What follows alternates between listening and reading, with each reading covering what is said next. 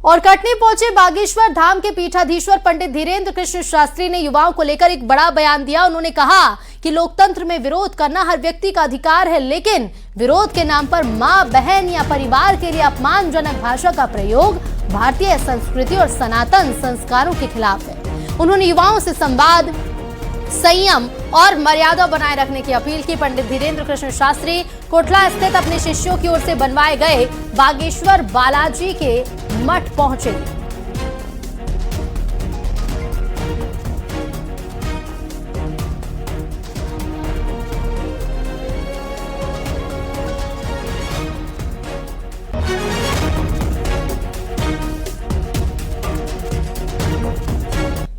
परंतु अभद्र बातों को, अमर्यादित बातों को बोलना गलत है। अपनी बात रखने का सबको हक है, लेकिन किसी की भी माता के प्रति अपशब्द बोलना उचित नहीं है। हमारे संस्कार, हमारी भारतीय परंपरा, आज ये तमाशा पूरी दुनिया देख रही है। इसलिए कोशिश भर विवाद की जगह संवाद का रास्ता और भाषा को बहुत सभ्य तरीके से अपनी बात को रखने की कोशिश की है। नमस्कार, बहुत स्वागत है आपका एमपी अब तक में। मैं हूं आपके साथ ऋतु सिंह और शुरुआत करेंगे मध्य प्रदेश की सबसे बड़ी खबर के साथ। दतिया विधानसभा उपचुनाव की मतगणना में कुछ ही घंटे बाकी बचे हैं। 30 जुलाई को ईवीएम में कैद हुई जनता की राय अब 3 अगस्त यानी कल सुबह खुलने जा रही है। सरकारी पॉलिटेक्निक कॉलेज में सुबह 8 बजे से मतगणना शुरू होगी और सबसे पहले डाक मतपत्रों की गिनती होगी। इसके बाद सुबह 8:30 बजे से ईवीएम के वोट की काउंटिंग शुरू होगी। कुल 15 राउंड में मतगणना पूरी की जाएगी। इसके लिए 21 टेबल बनाई गई है, जिसमें 20 टेबल ईवीएम और 1 टेबल डाक मतपत्र के लिए रहेगी।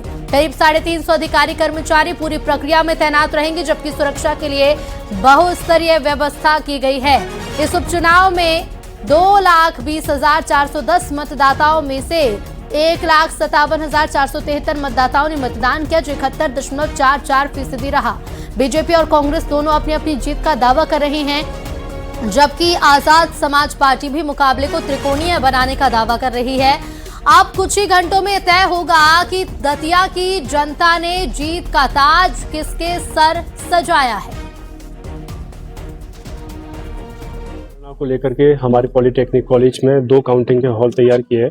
प्रत्येक काउंटिंग हॉल की कैपेसिटी 10 टेबल रखी गई है। टोटल काउंटिंग में हमारी 20 टेबलों पर है जो काउंटिंग की जाएगी। कक्ष क्रमांक 1 जिसमें ETPBS एवं डाक मतपत्र की भी काउंटिंग की जाएगी।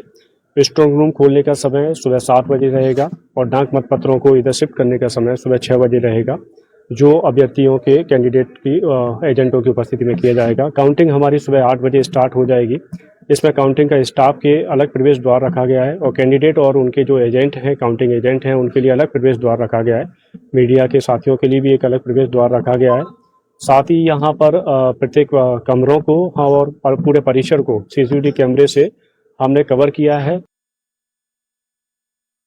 और इधर बीजेपी और कांग्रेस दोनों अपनी जीत का दावा कर रहे हैं। बीजेपी नेताओं ने कहा है कि प्रदेश सरकार की योजनाओं, संगठन की मजबूत रणनीति और कार्यकर्ताओं की मेहनत का लाभ पार्टी को मिलेगा, तो वहीं कांग्रेस भी अपनी जीत को लेकर पूरी तरह से आश्वस्त नजर आ रही है।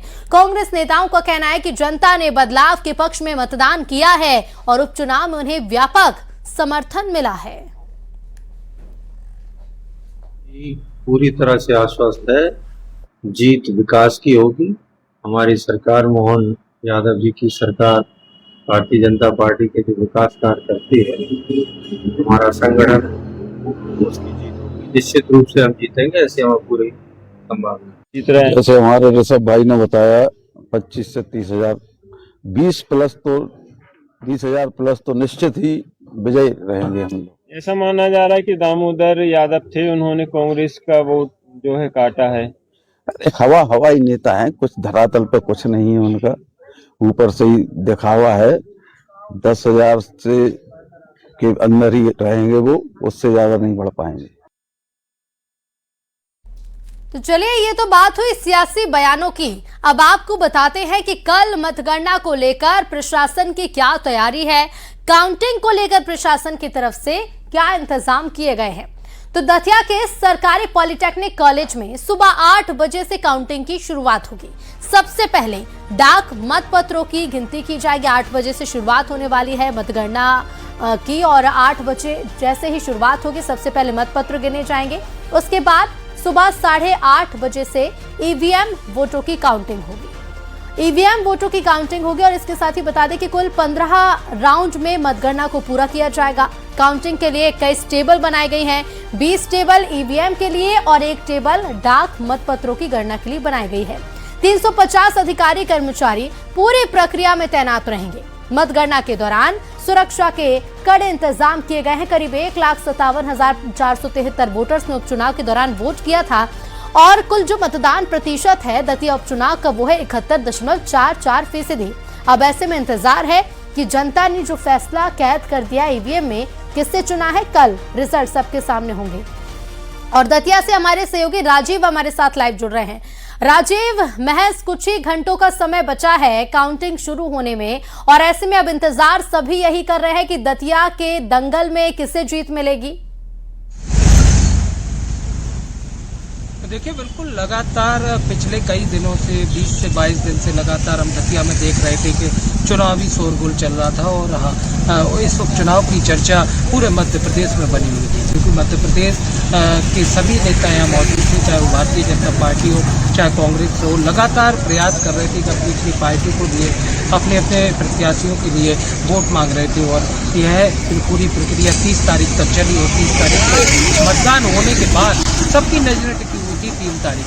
अब महज कुछ घंटे ही शेष बचे हैं। कल सुबह से यह पूरी प्रक्रिया शुरू हो जाएगी। सुबह 8 बजे से डाक मतपत्रों की गिनती होगी, तो वहीं 8:30 बजे से ईवीएम में 15 राउंड की पूरी प्रक्रिया रहेगी। 15 राउंड के बाद नतीजे आएंगे और ताज किसके सर इस बार बनता है वो देखने वाली बात होगी। दतिया की जनता लगातार इंतजार कर रही है। दतिया की जनता ने जो अपना मत ईवीएम में कैद कराया था उसे खुलने की बस थोड़ा सा ही समय बचा है। जी बिल्कुल, बहुत शुक्रिया राजीव आपका जुड़ने के लिए। तो देखिए, कल आएंगे चुनावी परिणाम और कल सुबह 7 बजे से न्यूज 18 पर देखिए दतिया के जनादेश की महा कवरेज दिन भर।